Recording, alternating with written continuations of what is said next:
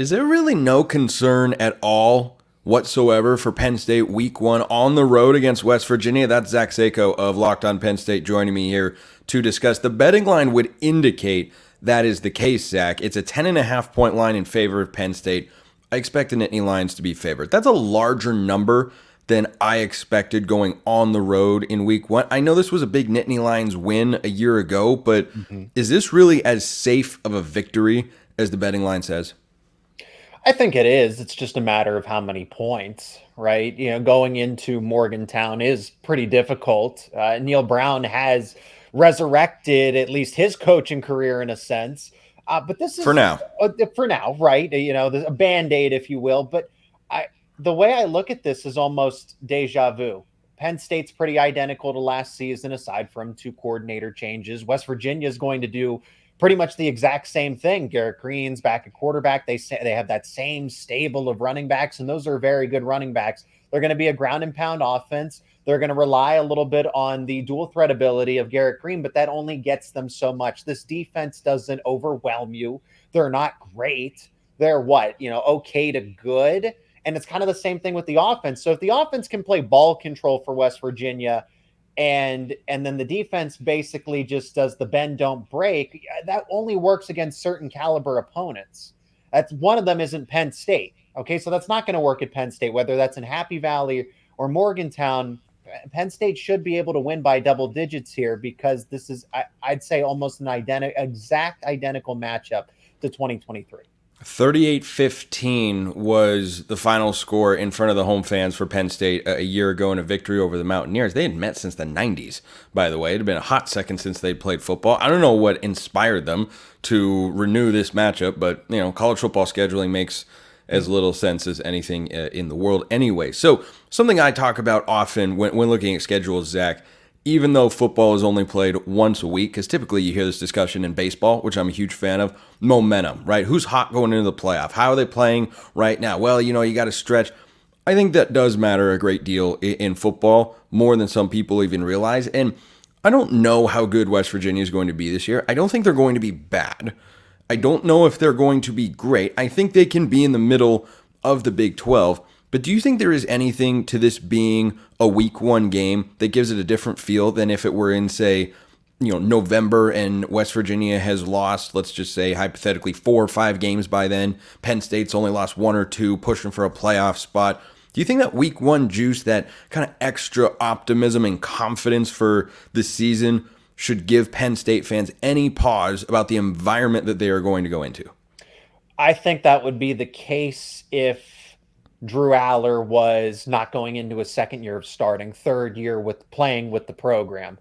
Nicholas Singleton and Katron Allen, same thing, right? This offense is, at least the stars, quote unquote, are the veterans, right? They're the faces of this program now. So there isn't that inexperience. How do you handle the noise? That happened last year on the road against Ohio State, where some of the younger players are starting to come into their own. Like, this is their program. This is their team now. And the lights were a little brighter than expected. In this case, in Morgantown, certainly not. And again, combine that with, environment, caliber of opponent, experience of Penn State, all of those things kind of bundle together, right? West Virginia isn't a powerhouse. Penn State is familiar with the system, and they can beat that system, right? West Virginia is a kryptonite for a lot of other teams. Okay, Penn State's played Michigan and Ohio State, right? Those are better versions of what West Virginia tries to do. Ground and pound, be physical, right? It's not like those. I would say if this was like a USC or a Washington going up against West Virginia week 1, a spread team that isn't really used to that kind of physicality, different story. But Penn State has played this way, at least for the past 2 seasons, where they are the ground and pound team and rely on ball control, physicality. They're essentially better than West Virginia at its own game. When you look at what happened last year in this game, Garrett Green, 16 of 27, 162 yards, no touchdowns, no interceptions. Certainly the Mountaineers need him to be more productive than that if they are going to pull what the odds makers think would be a pretty sizable upset here. Without Manny Diaz, who's off to be the head coach at Duke, and without Chop Robinson striking the fear of God, rightfully so, into opposing offensive coordinators, how can this Penn State defense replicate that performance in Morgantown? I mean, that's truly a next man up mentality here, right? Penn State isn't replacing, they're reloading.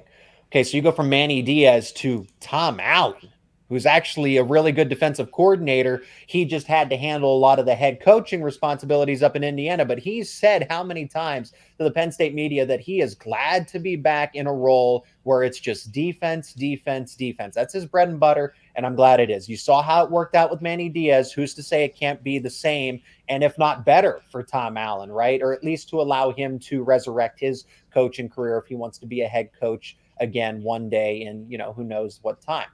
Chop Robinson, okay, yes, they lose him. They lose Adisa Isaac as well, both your two starting defensive ends. Abdul Carter moves down to one of those defensive end spots. So it's not like Penn State is seeing a significant drop-off. You're just having you're trading one game wrecker for another.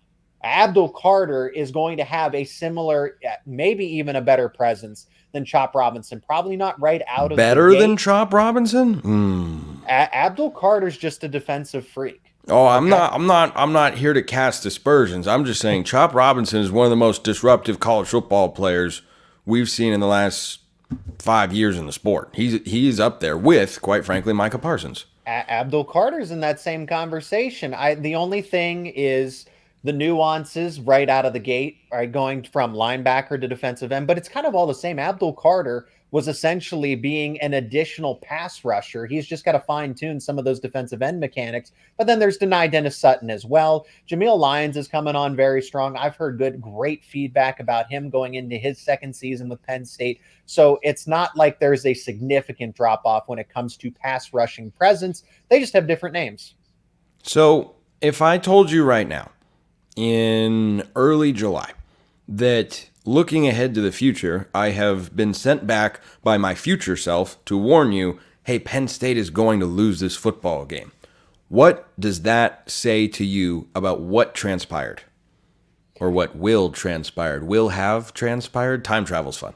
I see what you're saying. So hypothetically, how does Penn State lose this game to West Virginia? West Virginia would have to play a perfect game. West Virginia would have to force, I think, a good number of turnovers. For all of Penn State's shortcomings a season ago, they protected the football. Okay, that's what West Virginia likes to do. Run the football, bleed clock, and try to sneak out of there with the victory. It's not like West Virginia is going to put up 40, 50 points. This is essentially a first 1 to 30 wins, and Penn State can get to 30 points. They have almost the entire same offense from a season ago, and Penn State had no problem putting up 30 points against these kinds of caliber opponents. West Virginia, on the other hand, it's not the same.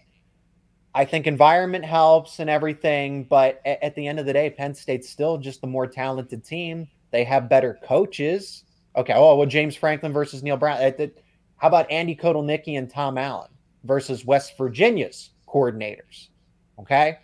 So Penn State is just much better on paper. That you are anticipating that Drew Aller has 2, maybe 3 interceptions, a couple fumbles, and I just don't see West Virginia's defense doing that. Penn State was so good at protecting the football a season ago, so how would West Virginia be able to do that when Drew Aller's back, Nicholas Singleton, Katron Allen, you now bring in Julian Fleming into the fold, Tyler Warren, right? All the veterans that were the playmakers last year are back for Penn State. So they're only going to get better at what they did a season ago.